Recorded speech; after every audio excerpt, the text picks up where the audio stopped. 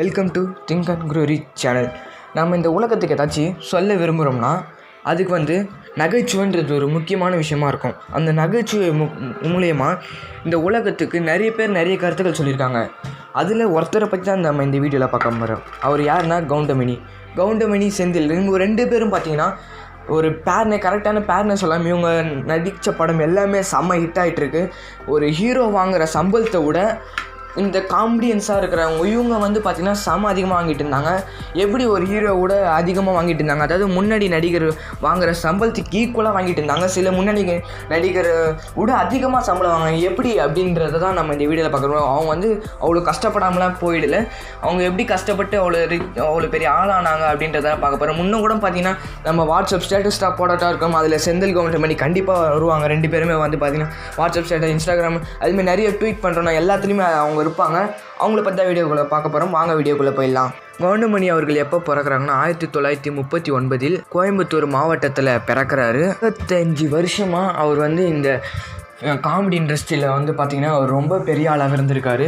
அவர் மக்களை இல்லாமல் அவர் நக்கல் பேச்சு நையாண்டி பேச்சில் பார்த்தீங்கன்னா மக்கள் இல்லாமல் பெரிய பெரிய ஜாம்பவான் நடிகரும் அவரோட வசத்தில் வச்சுருந்தார். அதாவது அந்த காமெடின்ற ஒரு சிரிப்புன்ற ஒரு இதில் அவங்க எல்லாருமே மயங்கி அவர் சொல்கிற காமெடிஸ் அதெல்லாம் அவர் நக்கலாக பேசுறதா இருக்கட்டும் எல்லாமே ரொம்ப நல்லாயிருக்கும். நானும் அதை படங்கள்லாம் ரொம்ப ரசித்து பார்ப்பேன். 90s பார்த்தீங்கன்னா இவர் தான் மிகப்பெரிய காமெடி ஆக்டர்.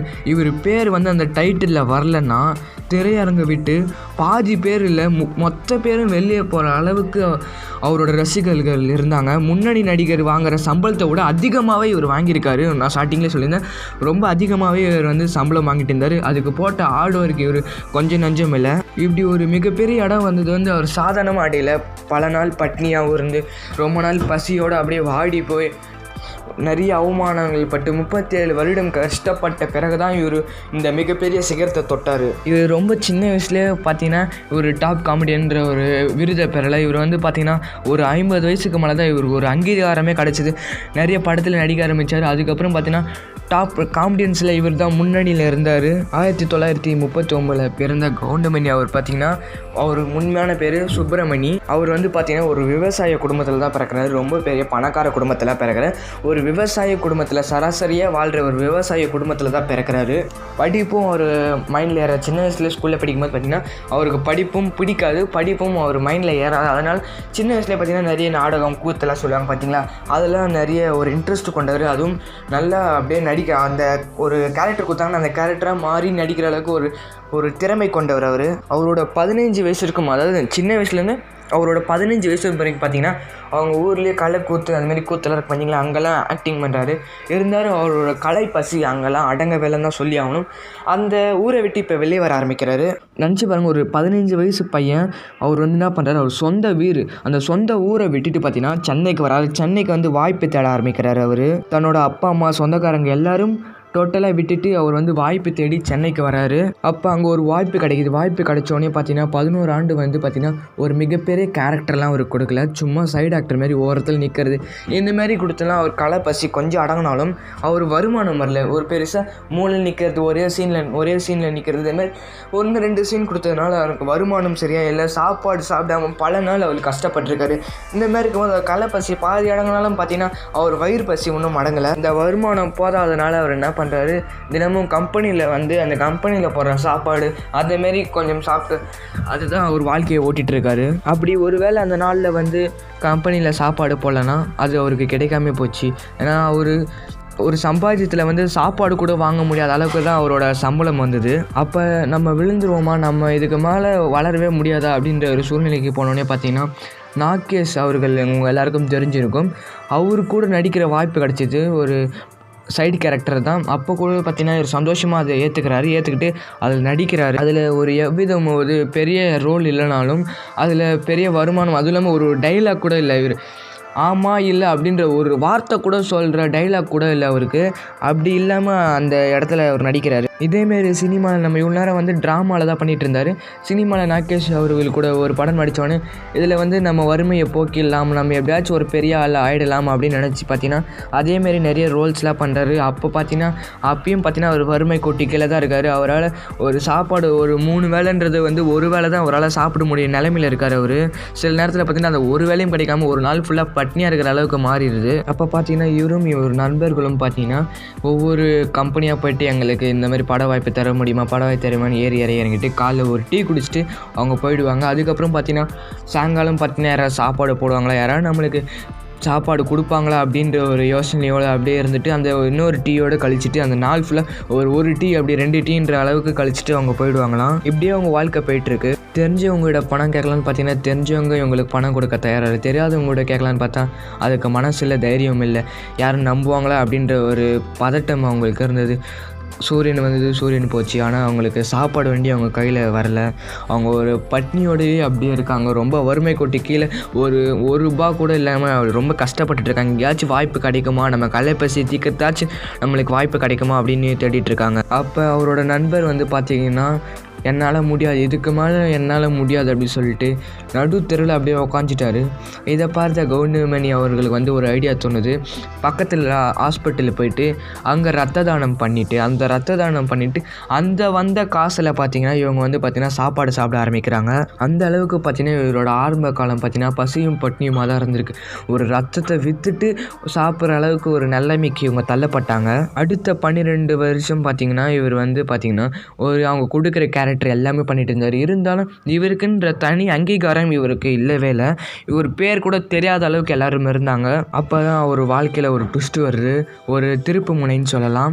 1976 பார்த்திங்கன்னா 18 வயதிலே அப்படின்ற ஒரு ரஜினி அவர்கள் திரைப்படம் இருக்குது. அந்த திரைப்படத்தில் பார்த்திங்கன்னா இவர் ரோல் ஒரு மெயின் ரோல் கொடுக்குறாங்க. அதில் பேசும் அவர் கூட சேர்ந்து பேசும் வசனங்கள் வந்து மக்கள் மனசில் கொஞ்சம் ஆழமாக பதியுது. அது தொடர்ந்து நிறைய கதாபாத்திரம் இவர் கிடச்சிது. அப்படி இருந்தாலும் ஒரு கூட்டத்தில் ஒருத்தராக இவர் தனியாக தெரியல, ஒரு கூட்டத்தில் ஒருத்தராக தான் தெரிய ஆரம்பித்தார். இப்படி சீராக அவரோட வாழ்க்கையில் வந்து ஸ்ட்ரெயிட்டாக அவர் கொஞ்சம் கொஞ்சமாக முன்னேறிட்டு போயிட்டுருக்காரு. அப்போ தான் அவரோட வாழ்க்கையில் இன்னொரு மிகப்பெரிய டர்னிங் பாயிண்ட்டு, அதாவது செந்தில் அவர்களை மீட் பண்ணுறாரு. இப்போ செந்தில் கவுண்டமணி அப்படின்ற பார்த்திங்கன்னா அவங்க பேர் வந்து மிகப்பெரிய பேர். அவங்க இல்லாமல் நிறைய காமெடி படமே இருக்காது. பார்த்திங்கன்னா அவங்க நடித்த முக்காவாசி படத்தில் பார்த்திங்கன்னா செந்தில் கவுண்டமணி அவர்கள் 2 பேருமே இருந்திருப்பாங்க. அவங்க 2 பேர் இருந்த பேர் பார்த்திங்கன்னா ஒரு படங்கள் பார்த்திங்கன்னா செம்ம ஹிட்டாக இருக்கும். அப்போ அந்த காலத்தில் பார்த்தா 2 பேர் மீட் பண்ணுறாங்க. ஒரு துணை கேரக்டர் அவருக்கு துணை காமெடியனாக சேர்ந்துருக்கிறாரு. துணை காமெடியனாக சேர்ந்தவொன்னு பார்த்திங்கன்னா ஒரு குறுகிட்ட காலத்திலே பார்த்திங்கன்னா இவங்க வந்து செம்ம ஃபேமஸ் ஆகிறாங்க. ரசிகருக்கு வந்து இவங்க 2 பேரும் கூட்டணி வந்து ரொம்ப பிடிச்சிருந்தது. அவங்களுக்கும் அவங்க கூட்டணி ரொம்ப பிடிச்சிருந்தது. மக்கள் மனசில் மிகப்பெரிய வரப்பை பெற்றது. கவுண்டமணி செந்தில் என்ற படம் இல்லாத படமே இல்லாமல் அந்த காலத்தில் மாறிச்சு. பட்டி துட்டி எல்லாம் இவரோட காமெடி எல்லாம் ஃபேமஸ் ஆரம்பிச்சிச்சு. இவங்களோட 2 பேர் காமெடி ஃபேமஸ் ஆன அளவுக்கு இவங்க ஃபேமஸ் ஆகலை. இவங்களோட காமெடி ஒன்று தான் ஃபேமஸ் ஆச்சு தவிர இவங்க ஃபேமஸ் ஆகலை. அதே மாதிரி பார்த்திங்கன்னா அவங்களுக்கு மரியாதை எவ்வளோ கொடுக்கப்பட்டுச்சுன்னா ரொம்ப கேவலமாக தான் கொடுக்கப்பட்டுன்னு சொல்லணும். ஏன்னா அவர் ஸ்டார்டிங்கில் எப்படி வந்து கெஞ்சி கூத்தாடி அவர் வந்து காமெடி என்ன ரசிகர் அந்த கலைப்பசி எத்திக்கிறதுக்கு அவரை எப்படி கஷ்டப்பட்டு அவர் சேர்ந்தாரோ அதே மாதிரி பார்த்திங்கன்னா ஸ்டூடியோவில் ஒரு மிகப்பெரிய அவமானம் தான் அவருக்கு. மிகப்பெரிய மரியாதைலாம் கிடையாது. பெரிய ஆளுங்க கொடுக்குற மரியாதை மாதிரிலாம் கிடையாது. இப்போ காமெடி ஆக்டர்ஸ்க்கு வந்து எவ்வளோ மரியாதை கொடுக்குறாங்க, ஆனால் அப்போ சுத்தமாக கிடையாது. அவங்களுக்கு ஒரு சிறந்த மரியாதையே இல்லை. சாதாரண ஆள் வேலை செய்கிற மாதிரி ஒரு ஆளை நடத்துகிற மாதிரி நடத்துகிறாங்க அவங்கள. நடிகருக்கு பார்த்திங்கன்னா அவங்களுக்கு சொகுசு காரில் அவங்க வீட்டில் எடுத்துகிட்டு போய் ஓட வைப்பாங்க. ஆனால் இவங்க துணை நடிகர் காமெடி ஆக்டரெல்லாம் பார்த்திங்கன்னா அவங்க எதுவுமே கண்டுக்க மாட்டாங்க. இவங்க அப்படியே பஸ்ஸோ ஆட்டோவோ அதுமாதிரி பிடிச்சி போக வேண்டியது தான். சில நாட்கள் பார்த்திங்கன்னா அங்கே ஸ்டூடியோவில் இருக்க ஒரு வேன் வரும், பழைய வேன் வரும். அந்த பழைய வேன் பார்த்திங்கன்னா சில நாள் வரவே வராது. பஸ்ஸில் தான் போக வேண்டியது. நான் ஸ்டார்டிங்கில் சொல்லியிருந்தேன், பஸ்ஸில் தான் போக வேண்டிய நிலைமை இருக்கும். எப்பயாச்சும் அந்த வேன் வரும், அதுவும் எல்லோரும் போய் கும்பலாக ரொம்ப இறுக்கமாக இடமே இல்லாமல் உட்கார வேண்டிய நிலைமை தான் வரும். அவர் அப்போ நினச்சி பார்க்குற ஹீரோயினி கொண்டு இப்படி சொகுசு காரில் போகிறாங்களே, இது கவுண்டமணி அவர்களை மிக மன வருத்தத்துக்கு ஆழ்த்துச்சு இந்த ஒரு விஷயம். இதில் கூடவா ஏற்றுத்தாழ்வம் பார்ப்பீங்க, அதாவது பெரியவர் சிறியவர் அப்படின்னு இதில் கூடவா ஏற்றுத்தாழ்வம் பார்ப்பீங்க. எனக்கு யாருமே எந்த உதவியும் செய்ய தேவையில்ல, நான் நடந்த வீட்டுக்கு போகிறேன்னு சொல்லிட்டு அந்த ஸ்டூடியோ எங்கே இருந்தாலும் பரவாயில்ல, அந்த ஸ்டூடியோலேருந்து நடந்து அவர் வீட்டுக்கு கால்நடையாகவே போவார். அப்போது ஒரு நாள் அவர் அப்படியே நடந்து போயிட்டு இருக்கும்போது பார்த்தீங்கன்னா ஒரு கார் சைடில் வருது ரோடு வரமாக. அந்த காரில் பார்த்தீங்கன்னா ரஜினி இருக்கார். ஏன் இப்படி சோகமாக நீங்கள் ரோட்டில் நடந்து போயிட்டுருக்கீங்க அப்படின்னு அவர் கேட்குறாரு. அப்போ வந்து இவர் கவுண்டமணி அவர்களை வந்து அழுது சொல்கிறாரு, இந்தமாரி எங்களை யாருமே மதிக்கிறதில்ல, எங்களுக்குன்னு ஒரு தனி அங்கீகாரம் இவங்க கொடுக்கறதில்ல அப்படின்னு அழுகுறாரு. அதுக்கு ரஜினி அவர்கள் சொல்கிறாரு, 7 நாட்களில் 7 காரோட நீங்கள் வந்து இறங்குவீங்க ஸ்டூடியோவில், அப்படி ஒரு மிகப்பெரிய ஆளாக நீங்கள் மாறுவீங்க அப்படின்னு சொல்கிறாரு. அவர் சொன்ன மாதிரியே பார்த்தீங்கன்னா அவர் 90 ஸ்டார்டிங்கில் பார்த்தீங்கன்னா ஒரு மிகப்பெரிய காமெடி ஆக்டராக மாறுறாரு. கவுண்டமணி அவர் செந்தில் அவர்களும் பார்த்தீங்கன்னா 2 பேரும் பார்த்தீங்கன்னா இல்லாத படமே பார்க்க முடியாமல் ஆயிடுச்சு. 90 ஸ்டார்டிங்லேருந்து பார்த்தீங்கன்னா ஒரு மிகப்பெரிய காமெடினாவே கொடி கட்டி பறந்தாங்க. இவங்க மக்கள் மனசுலையும் ரொம்ப ஆழமாக பதிய ஆரம்பித்தாங்க. இவருக்குன்னு அவர் சின்ன வயசில் ஆசைப்பட்டாருன்னு பார்த்தீங்கன்னா இவருக்கும் ஒரு தனி அங்கீகாரம் கிடச்சிது. இவருக்குன்ற ஒரு ரசிகர் பட்டாலுமே வந்தது. அதுவும் இல்லாமல் பார்த்தீங்கன்னா முன்னாடி நடிகர் வாங்கும் சம்பளத்தை விட ஹீரோ வாங்குகிற சம்பளத்தை விட இவருக்கு டபுள் மடங்கு வாங்கினார் இவர் சம்பளம். அது மட்டும் இல்லாமல் அவர் ரஜினி அவர்கள் சொன்னார் பார்த்தீங்களா 7 காருன்னு, அந்த 7 தாண்டி 10 காரில் வந்து பார்த்தீங்கன்னா முன்னாடியும் பின்னாடியும் 10 கார்களுக்கு மேலே அவர் வந்து இறங்க ஆரம்பித்தார். நிறைய கார்கள் வாங்க ஆரம்பித்தார். ஒவ்வொரு நாளும் ஒவ்வொரு காரில் வந்து இறங்குவார். இருந்தாலும் பார்த்தீங்கன்னா இவர் ஒரு ஆடம்பரன்றது விரும்ப மாட்டார். தேவையில்லாத ஒரு பார்ட்டி அதே மாதிரிலாம் வைப்பாங்க பார்த்தீங்களா படக்குழுவில், அது கூட இவர் போக மாட்டார். எதுக்குமே தலை கூட காட்ட மாட்டார். அந்தமாரி தேவையில்லாத பார்ட்டி, தேவையில்லாத செலவு, அந்தமாரி இடத்துக்கெல்லாம் அவர் போகவே மாட்டார். என்னதான் ஒரு நிறைய பணம் சம்பாதிச்சாலும் அவர் தேவையில்லாத செலவுகள் எப்போவுமே பண்ண மாட்டேன். எப்போவுமே பார்த்தீங்கன்னா நீங்கள் எல்லா பணக்காரன்னு பார்த்தீங்கன்னா அவங்கக்கிட்ட ஒரே சட்டை தான் 40 பேர் வந்து எல்லா ஷோவுக்கு போட்டு வந்திருப்பாங்க. ஆனால் அவங்க போட்டு வந்த ஒரே சட்டை பார்த்தீங்கன்னா க்ளீனாக அயன் பண்ணியிருக்கோம். அதே பணக்காரங்க மாதிரி நடிக்கிறவங்க பார்த்தீங்கன்னா 40 சட்டை 40 நாளைக்கு போட்டு வருவாங்க. ஆனால் அந்த சட்டைங்க எதுவுமே நீட்டாக இருக்காது.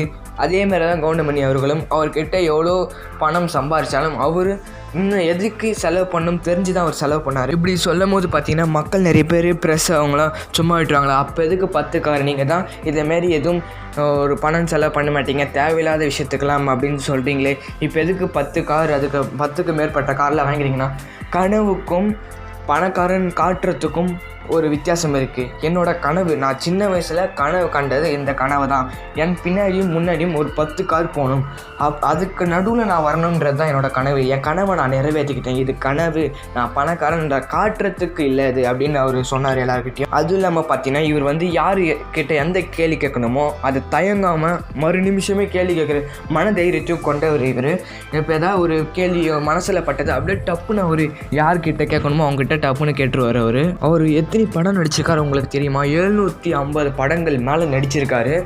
நினச்சி பாருங்கள், 750 படங்கள்னால் எவ்வளோ படங்கள் நினச்சி பாருங்கள். இப்போ அந்த மாதிரி படம் நடிக்கிறவங்க யாரும் இல்லை. அதேமாதிரி பார்த்தீங்கன்னா 12 படங்களில் ஹீரோவாகவும் நடிச்சிருக்காரு. அப்போ பார்த்தீங்கன்னா காமெடி உருவாகும் பார்த்தீங்களா, அவங்கள இவரை பார்த்து அவங்க உருவானாங்க. காமெடியன்றவங்க எல்லாருமே பார்த்தீங்கன்னா இவரை காப்பிடிச்சா ஒரு மிகப்பெரிய காமெடி அங்கீகாரம் பெற்றாங்க. இவரோட இன்ஸ்பிரேஷன் தான் எல்லோரும் நிறைய பேர் இருந்தாங்க. ஒரு ஹீரோவாக இருக்கட்டும், ஹீரோவு கூட ஒரு இன்ஸ்பிரேஷனாக இவர் இருக்க ஆரம்பித்தார். காலம் கடந்த ஹீரோக்கள் சேஞ்ச் ஆனாலும் காலம் கடந்தும் இவர் சேஞ்ச் ஆகலை. ஒரு மிகப்பெரிய காமெடி ஆக்டர் ரொம்ப ஆலமரம் மாதிரி ஒரே இடத்துல நின்றுட்டு அந்த காமெடின் ஆக்டர்ன்ற இடத்துல இவர் ஒண்டி தான் நின்றுட்டு இருந்தார். அந்த இடத்த விட்டு இவர் நவுறவே இல்லை. இப்போ பார்த்தீங்கன்னா நிறைய காமெடி ஆக்டரை சொல்லலாம், சந்தானம் அவர்கள் சொல்லலாம், யோகி பாபு அவர் சொல்லலாம், அதுமாதிரி நிறைய பேர் சொல்லிகிட்டே போகலாம். ஆனால் அப்போ முன்னணியில் இருந்து இவர் ஒருத்தர் தான், இவரை அடிச்சுக்க ஆளே இல்லை. இவர் பேர் காமெடி ஆக்டர் அப்படின்னு பேர் சொன்னீங்களா, இவர் ஒண்டி தான் செந்தில் கவுண்டமணி, இவர் 2 பேர் தான் சொல்லுவாங்க. இவங்க 2 பேர் பேரை தவிர வேறு எந்த பேரோட பேரும் வராது. ஒரு 3 வேளை சாப்பாடு சின்ன வயசில் 3 வேளைக்கு சாப்பாடு கஷ்டப்பட்டவர் பார்த்தீங்கன்னா இப்போ அதாவது சினிமா திரை அரங்கத்தில் பார்த்தீங்கன்னா அழியாத ஒரு பொக்கிஷமாக இருக்கார். இவர் இப்போ ஒரு வயசு பார்த்தீங்கன்னா 81 வயசும் இருக்கும் இவருக்கு. இப்போ கூட பார்த்தீங்கன்னா அவர் கலைப்பசி அவருக்கு இருக்குது. இருந்தாலும் அவர் ரிட்டையர் ஆகிற டைம் வந்துச்சு, அதனால் ரிட்டையர் ஆகிட்டு இருக்காரு. இவரோட லைஃப் ஸ்டோரியிலேருந்து உங்களுக்கு நிறைய விஷயங்கள் தெரிஞ்சிருக்கும். இந்த வீடியோ உங்களுக்கு பிடிச்சிருந்தா லைக் பண்ணுங்கள், ஷேர் பண்ணுங்கள். இது போல் உங்களுக்கு வீடியோ போடணும், இல்லை நீங்கள் யாரும் இன்ஸ்பிரேஷனாக வச்சுருக்கீங்க அவங்கள பற்றி வீடியோ போடணும் கீழே கமெண்ட்டில் சொல்லுங்கள். மறக்காமல் சப்ஸ்கிரைப் பண்ணுறேங்க. பக்கத்தில் இருக்க பெல் ஐக்கனை கிளிக் பண்ணுங்கள். தேங்க்யூ ஃபார் வாட்சிங்.